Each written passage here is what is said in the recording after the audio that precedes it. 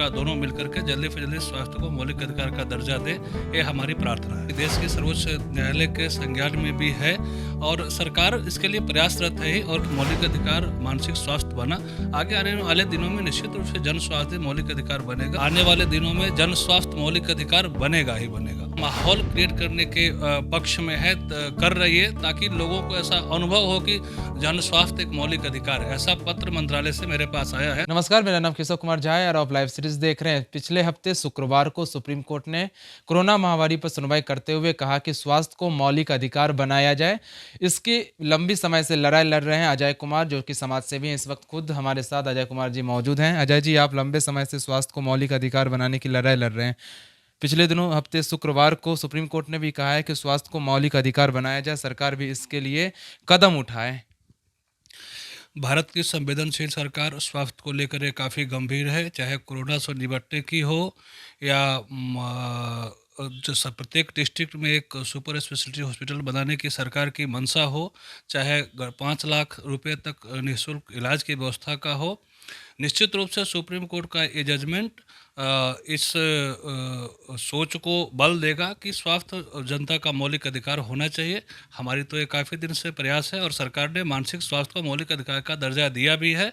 निश्चित रूप से मैंने कल प्रधानमंत्री जी से और सभी राज्यों के मुख्यमंत्रियों से आग्रह भी किया है कि चूँकि स्वास्थ्य सबों का विषय है, राज्य सरकार और केंद्र सरकार दोनों मिलकर के जल्दी से जल्दी स्वास्थ्य को मौलिक अधिकार का दर्जा दे, ये हमारी प्रार्थना है। आप लंबे समय से स्वास्थ्य को मौलिक अधिकार बनाने की लड़ाई लड़ रहे हैं।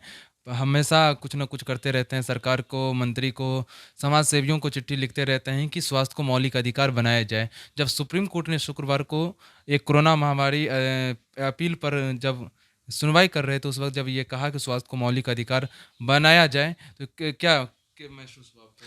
नहीं, सर, बहुत आपके मतलब आपके उस मुहिम पर मुहर लगाई है सुप्रीम नहीं, कोर्ट ने? बहुत अच्छा महसूस हुआ कि देश के सर्वोच्च न्यायालय के संज्ञान में भी है और सरकार इसके लिए प्रयासरत है ही। और केवल मैं ही पत्र लिखता हूँ ऐसा नहीं, देश के दोनों सदनों के 70 से अधिक सांसदों ने स्वास्थ्य मौलिक अधिकार बने, इसके लिए मैंने रिक्वेस्ट किया था। उन्होंने स्वास्थ्य मंत्री जी को पत्र लिखा और उसी का परिणाम है मौलिक अधिकार मानसिक स्वास्थ्य बना।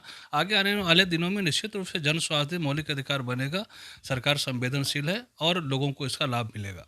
सर, सुप्रीम कोर्ट ने यह भी कहा है कि सभी आम नागरिकों का ये अधिकार है कि उसको सस्ते दर पर स्वास्थ्य मुहैया कराया जाए, इलाज मुहैया हो पाए। क्या आपको लग रहा है कि प्रधानमंत्री नरेंद्र मोदी आयुष्मान भारत कार्ड चला रहे हैं, बहुत सी योजनाएं चला रहे हैं, जिससे आम गरीबों को स्वास्थ्य सेवा में निजात मिले? नहीं, आयुष्मान के तहत जो गरीब लोग हैं उनको काफ़ी लाभ मिला है। मैंने भी कई गरीबों का सरकारी हॉस्पिटल में उनसे इलाज कराया है, चाहे एम्स हो या अन्य राज्यों के जो प्रतिष्ठित हॉस्पिटल हैं, प्राइवेट हो चाहे सरकारी हो। मैंने कईयों को भर्ती कराया और उनको आयुष्मान के तहत उनको लाभ भी दिलाया। तो सरकार का इस प्रयास से लोगों को लाभ मिल रहा है और निश्चित रूप से आने वाले दिनों में जन स्वास्थ्य मौलिक अधिकार बनेगा ही बनेगा। आपने डॉक्टर हर्षवर्धन को भी चिट्ठी लिखा था कि स्वास्थ्य को मौलिक अधिकार बनाया जाए, क्या रिप्लाई उनकी तरफ से आया? नहीं, वो तो मैंने काफ़ी, जब नड्डा जी स्वास्थ्य मंत्री थे तब से, उसके पहले भी हम प्रयासरत करते थे। सरकार की तरफ से सकारात्मक जवाब आया है कि सरकार एक ऐसा माहौल क्रिएट करने के पक्ष में है, कर रही है, ताकि लोगों को ऐसा अनुभव हो कि जन स्वास्थ्य एक मौलिक अधिकार है। ऐसा पत्र मंत्रालय से मेरे पास आया है, तो जो सरकार की सकारात्मकता को दर्शाता है। सुप्रीम कोर्ट के इस टिप्पणी के बाद क्या आपको लग रहा है कि जो आम नागरिक हैं वो भी जागरूक हो पाएंगे स्वास्थ्य को मौलिक अधिकार बनाने के लिए?